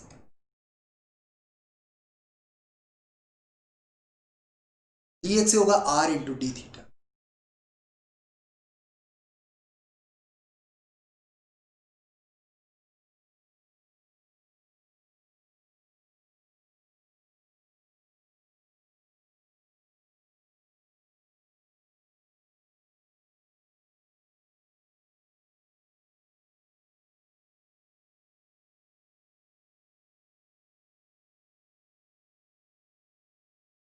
यहाँ पर एक छोटा सा पॉइंट हम लोग छोड़ दिए, जो मोमेंट है उसमें भी हमें डी थीटा का क्या करना पड़ेगा, मल्टीप्लाई करना पड़ेगा, तब जाके एनर्जी।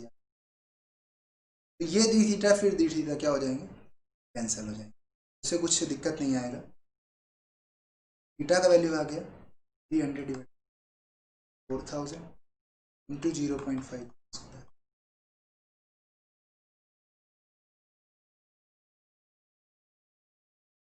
ये आंसर आएगा रेडियन में। I have to solve it in degree with the help of multiplication of 180 divided by pi। क्या यहाँ से सॉल्व कर लेना, सब लोग को आंसर मिल जाएगा। नेक्स्ट क्वेश्चन देखो सभी लोग, a uniform 10 kg ladder is given to you, 10 kg ladder है, और बी वॉल जो है स्मूथ है, ए रफ है, हमें डिटरमाइन थीटा ऑफ इंक्लिनेशन चाहिए लैडर का। इफ द लैडर जस्ट क्या करने वाली, देखो इसका फॉर्मूला होता है 10, मैंने एक फॉर्मूला बहुत पहले पढ़ाया था 10 थीटा का फॉर्मूला, मैं हल्का सा याद करा दे रहा हूँ। जब मैंने लैडर का केस कराया था थोड़ी देर पहले फ्रिक्शन में, मैं स्पेशल क्लासेस शायद लिया था तब मैंने वहाँ, 10 theta is equal to formula होता है 2 mu 1 mu 2 divided by 1 minus mu 1, ये फार्मूला होता है, ठीक है ना। 1 माइनस, सॉरी सॉरी सॉरी, ये नहीं होता है 1 minus mu 1 mu 2 divided by 2 mu 1 mu, ये होता है। ये फार्मूला याद रखो हमेशा, जनरल फार्मूला है, किसी भी पर्टिकुलर सिचुएशन पे हमें एंगल ऑफ इंक्लिनेशन चाहिए हो फॉर इक्विलिब्रियम। और म्यू 1 म्यू 2 के बारे में अगर हम बात करें तो म्यू 1 इज द फ्लोर, ये फ्लोर की हम बात कर रहे हैं, और ये हम वॉल की बात कर रहे हैं। 1 मतलब फ्लोर, 2 मतलब वॉल, ठीक है। अभी हमारी सिचुएशन है वॉल स्मूथ दिया गया है,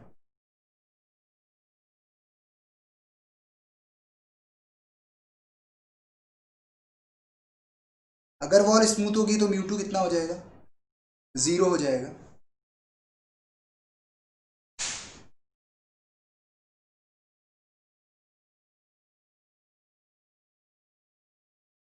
टू म्यू 1 होता है, थोड़ा सा ध्यान देना सभी लोग, यही होता है 2 mu 1, not the mu 1 mu 2, ठीक है।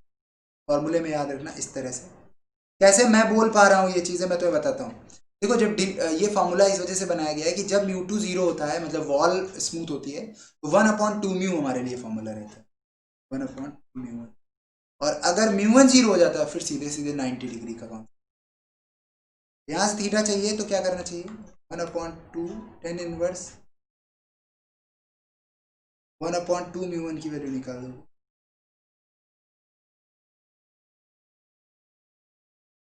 और म्यू 1 फ्लोर का देखो दिया गया है तुमको 0.3। अभी किसी चीज़ से कोई मतलब नहीं, समझ गए, क्योंकि theta is only depends on friction coefficient.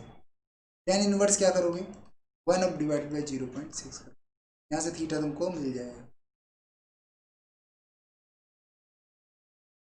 इस थीटा से ध्यान देना सभी लोग, अगर तुम लैडर को रखते हो तो without any friction on wall the ladder will be in equilibrium. इसको सॉल्व करोगे इजीली आंसर निकल जाएगा। ये फार्मूला याद रखना है सबको, when wall is smooth and floor is rough तो यूज दिस, और अगर दोनों रफ हैं तो use above form 1 minus mu 1 2। Length mass इन सब पे कुछ नहीं डिपेंड करता है, इस वजह से इसको भूल जाना दिमाग में अपने। चलो देखो इधर सभी लोग, a 30 Newton uniform rod has a length of 1 meter and S is given to you 1.5 meter. Determine the distance h of the placement at the end A along with smooth wall for equilibrium. तो देखो एक बात समझना, जो B point है उस पर हमारा टेंशन अपवर्ड आएगा स्ट्रिंग। इसके साथ साथ गौर से समझना, ए पॉइंट पर हमारे पास एक रिएक्शन आएगी which is the R A perpendicular to the. और दूसरी बात यहां पर ध्यान दो, बी पर तो रिएक्शन आ गई, अभी इसका सेल्फ वेट कहाँ आएगा, डाउनवर्ड आएगा। अब मैं एक बात बोलूंगा यहां पर, गौर से समझने की कोशिश, सपोज दैट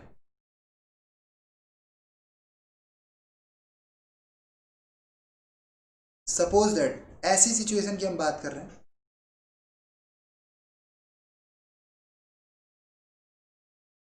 कि एक पॉइंट, ऐसा पॉइंट अगर हम लें जिसमें W को हम ऊपर की तरफ बढ़ाएं और T को हम ऊपर की तरफ बढ़ाएं और यहाँ पर जाके इंटरसेक्ट करें इसको, है ना। सो इस पॉइंट के अबाउट अगर हम मूवमेंट की बात करें और ये मूवमेंट जीरो हो, if you talking about it, ठीक है। तो एक बात बताओ, ये तभी पॉसिबल है when R A passes through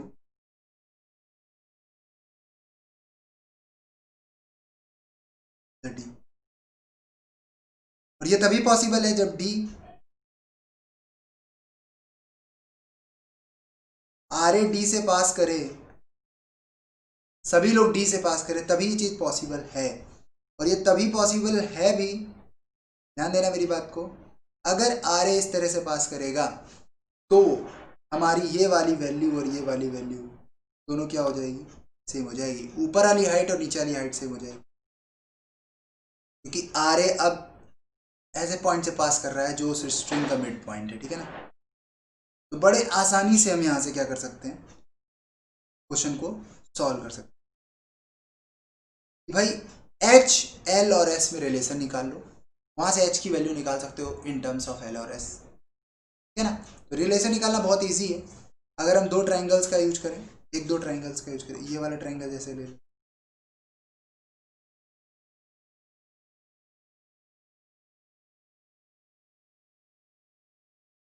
इसका नाम अगर हम दे दें एम पॉइंट मान लें, इसको एन मान लें,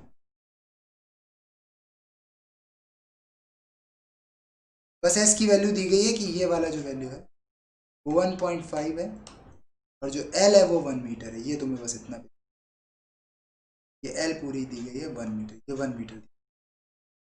हमें बस इतना समझना है कि यार अगर ये एक हमारे पास में एक ऐसी सिचुएशन है, समझ गए सभी लोग।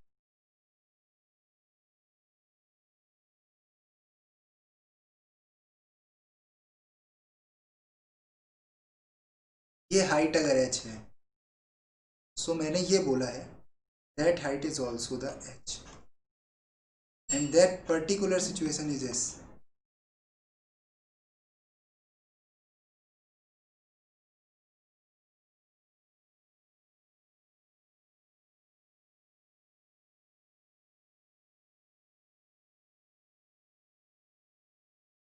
और नेम हमने अपनी तरफ से एज्यूम कर रखा है, that is the B, that is the C, इसको हमने अपनी तरफ से एम बोला है, इसको एन बोला है, इसको D। अब एक रिलेशन बनाना है तुम्हें एस, एच और एल के बीच में, ये जो लेंथ है ये वाली लेंथ वो एल है, ये मैं पहले ही बता चुका था। तो क्या करना चाहिए हम लोग,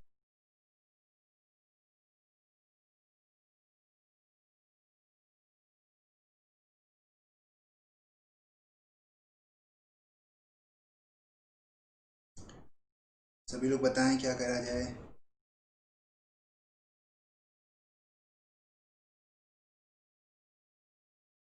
इस एंगल को हम थीटा अगर मान लें थोड़ी देर,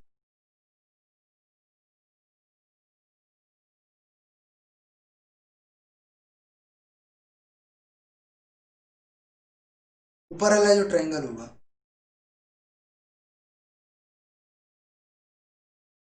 ये देखो ये वाली जो वैल्यू होगी ना,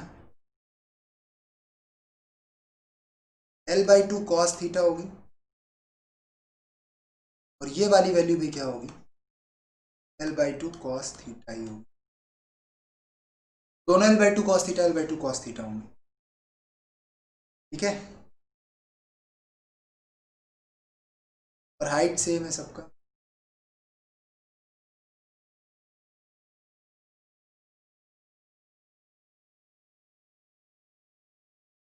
तो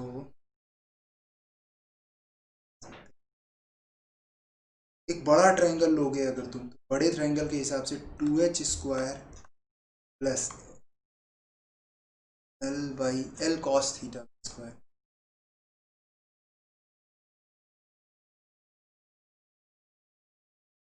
is equal to S square आ जाएगा, पहली एक इक्वेशन। दूसरा, अगर हम छोटे ट्रायंगल कोई भी यूज करें, जैसे ये छोटा ट्रायंगल, ये छोटा नहीं, इस वाले ट्रायंगल को भी दिक्कत आने वाली, दिक्कत नहीं आएगा, इसमें भी सिंपल है।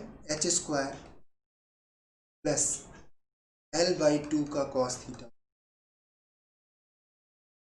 इक्वल टू कितना?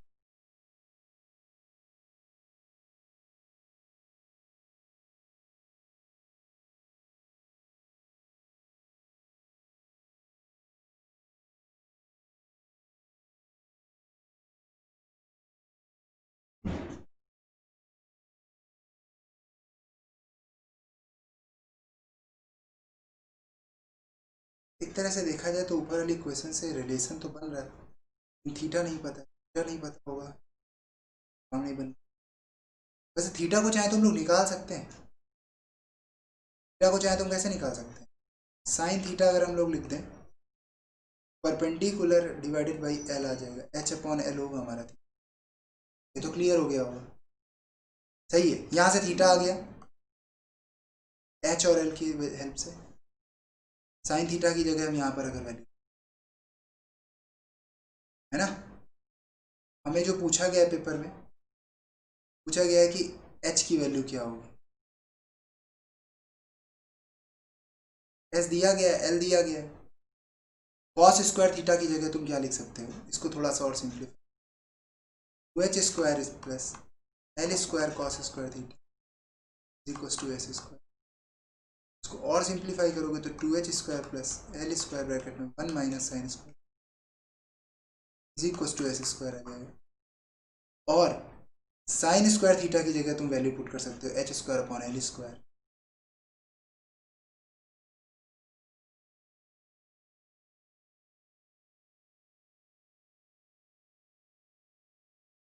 यहाँ से जब तुम सॉल्व करोगे, 2h² प्लस l² ब्रैकेट में l² minus h² divided by l² is equal to s²।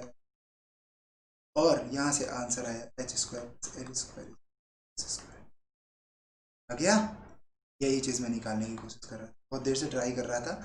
So it will be the value of h। यहाँ से हम h निकाल सकते हैं, find h।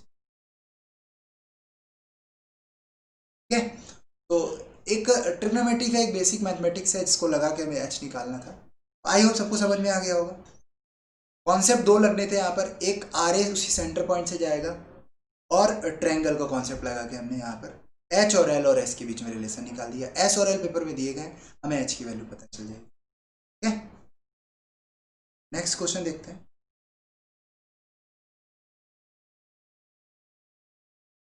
Rigid metal strip दिया गया है तुम्हें,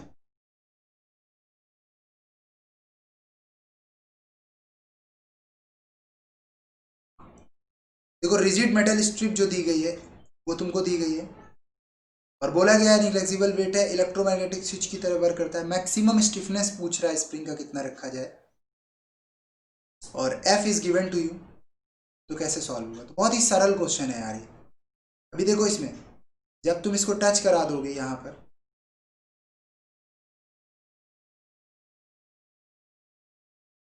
जब इसको टच कराओगे कुछ ये सिचुएशन आएगी,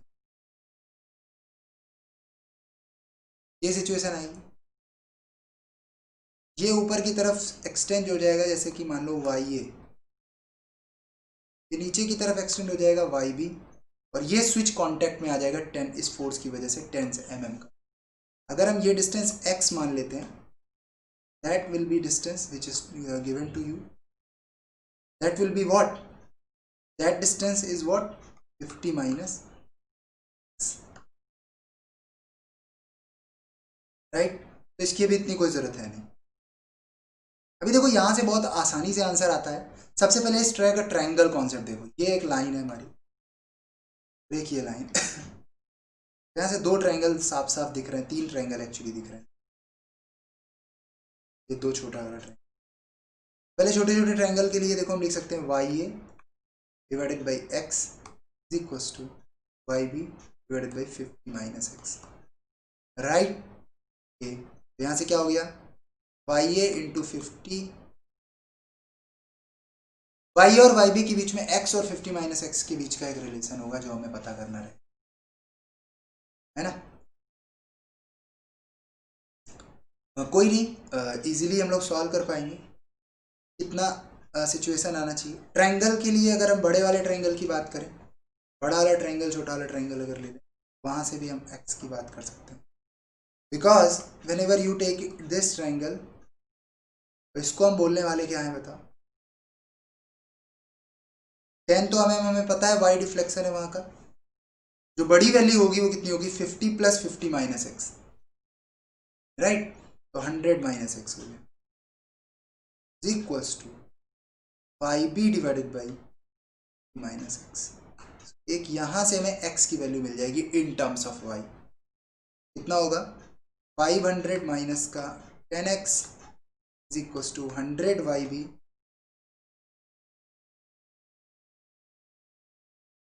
वाई बी एक्स की जो वैल्यू आ गई in terms of y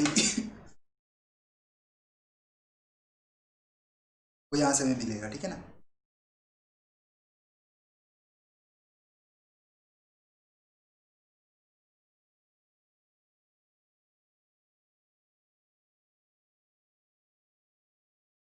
hundred Y B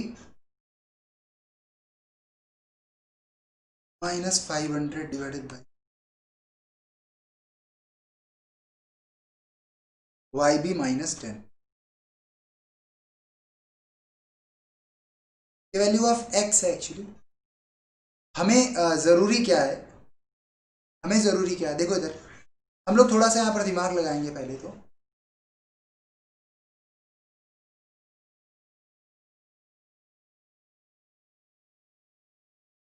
हमें मोमेंट को बैलेंस करना है, तो हमें अभी पहले तो एक बात ये समझो कि अगर ये हमारी पूरी की पूरी स्ट्रिप है, तो इस पर अगर हम एफ नीचे लगा रहे हैं, स्प्रिंग फोर्स जो आएगा बी पॉइंट पर ऊपर की तरफ आएगा, that will be the F B. और इधर स्प्रिंग क्या हो रही होगी, खींच रही होगी इधर की तरफ, नीचे की तरफ एफ ए आएगा, is the A is the B C, right. अगर हम सिग्मा एम बी जीरो करेंगे तो पता चलेगा कि एफ ए जो होगा ठीक है साथ मूवमेंट देगा, और एफ जो होगा वो भी 50 के साथ मूवमेंट देगा। इज इट क्लियर, क्योंकि बी मिड पॉइंट है, तो एफ ए की वैल्यू जो है वो एफ के इक्वल आ गई, समझ गए। अभी सिमिलरली एफ बी भी क्या होगा, एफ के इक्वल।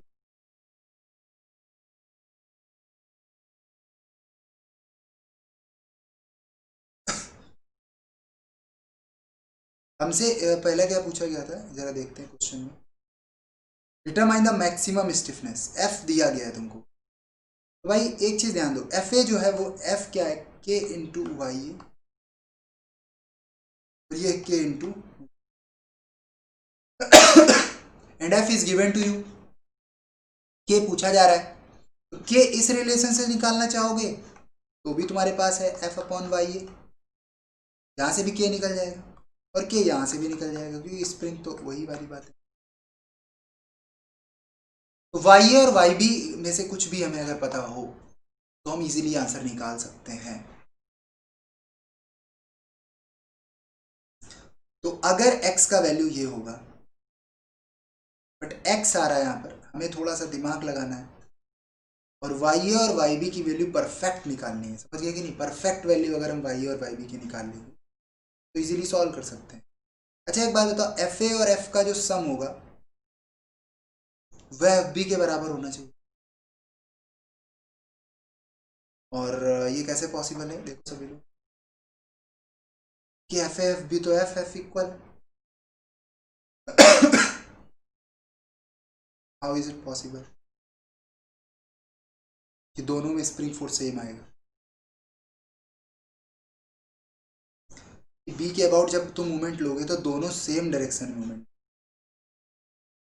समझ गए? सेम डायरेक्शन का मतलब है कि they will make the couple.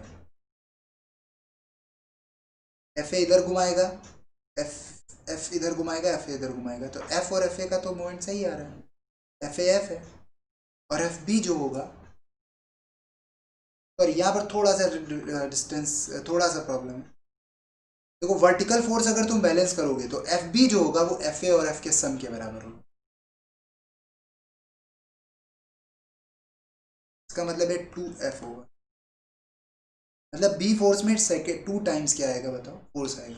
इसका मतलब एक और चीज समझना कि स्टिफनेस जब सेम होती है, यहाँ ध्यान दो, यहाँ से एक बहुत इंपॉर्टेंट चीज के बारे में बात कर रहा हूँ। जब स्टिफनेस सेम होती है, इन दोनों रिलेशन से हम ये कह सकते हैं वाई ए जो है, जैसे एफ ए एफ बी जो है वो एफ ए का 2 टाइम्स है, तो वैसे वाई बी भी क्या होगा, 2 टाइम्स ऑफ वाई। ये चीज़ तुम्हें क्लियर होनी चाहिए। समझ में आया सबको? अभी वाई बी और वाई ए की अगर परफेक्ट वैल्यू हमें पता होती तो हम के का तुरंत आंसर निकाल, है ना? अभी इसके लिए ये ट्राइंगल वाला ही रिलेशन लगाना पड़ेगा।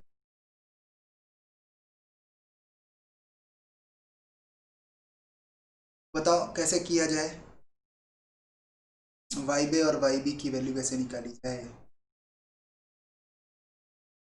एक्स की वैल्यू अगर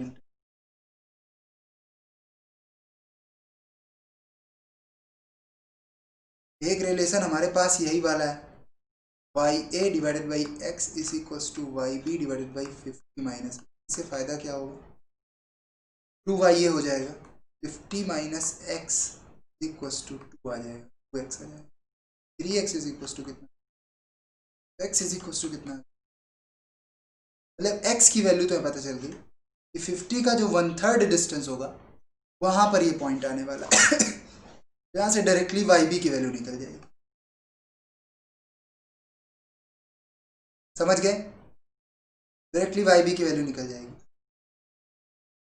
इंटू वाई बी माइनस का 50/3 into 10 is equal to 100 YB minus 500। यहाँ से सॉल्व कर लो, यहाँ से सॉल्व करोगे तो वाई बी का वैल्यू कितना आएगा, देख सकते हो सभी लोग। 3 को यहाँ से अगर हम हटा दें, ये 300 हो जाएगा और ये 1500, और यहाँ से देखो 1500 और 500 मिला के 2000 हो गए, नहीं सॉरी 1000 होगा, क्योंकि 1500 प्लस होगा और 500 माइनस होगा, एंड ये हो जाएगा 250 YB, 50 सब्ट्रैक्ट हो जाएगा, तो वाई बी की वैल्यू आ गई 4 mm। मतलब वाई बी 4 mm अगर रिफ्लेक्शन दे रहा है तो फिर के वाई बी की हेल्प से हम क्या कर सकते हैं, के का वैल्यू नहीं, 2F/4 mm, 2 इंटू एफ की वैल्यू पेपर में तुम्हें दी गई है, F is given to you 0.5 Newton,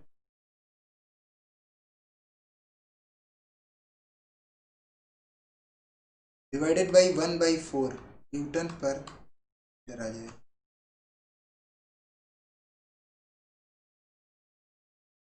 एक आंसर आ गया 1/4 न्यूटन पर metre, right? So it will be the answer of this question.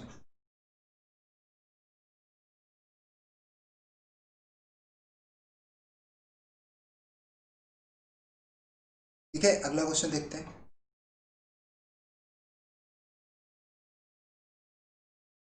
Determine the component of the reactions at support A and B. बहुत ही सिंपल है, B पर R B ऊपर आएगा, यहाँ पर एक मूवमेंट आएगा एम ए, रोलर सपोर्ट की वजह से एक रिएक्शन आएगी R A, sigma F x zero लगा दो, सो आर ए जीरो हो गया, पहली रिएक्शन आ गई। सिग्मा एफ वाई जीरो लगा दो, सो आर बी जो होगा वो पी के बराबर हो जाएगा। Is it clear to everyone? और अगर हम सिग्मा एम ए जीरो कर देंगे, यहाँ से जो वैल्यू निकलेगी वो एम ए जो मूवमेंट देगा वो निगेटिव में देगा, आर बी मूवमेंट देगा निगेटिव में देगा,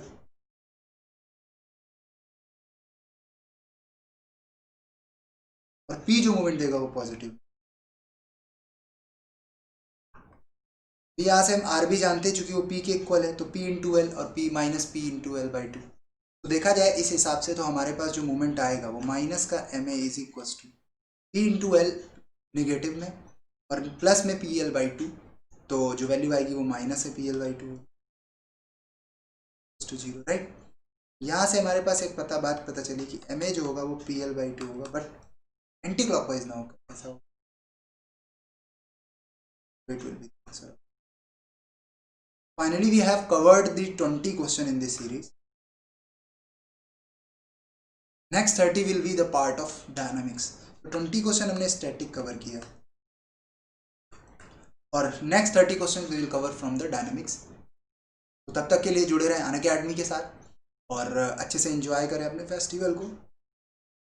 और जो लोग भी अनअकैडमी प्लस कोर्स लेना चाहते हैं तो don't forget to use this code RTJ10 will give you the maximum 10% discount, right. सभी लोग इसका ध्यान दें और अच्छे से पढ़ते रहें। Thank you.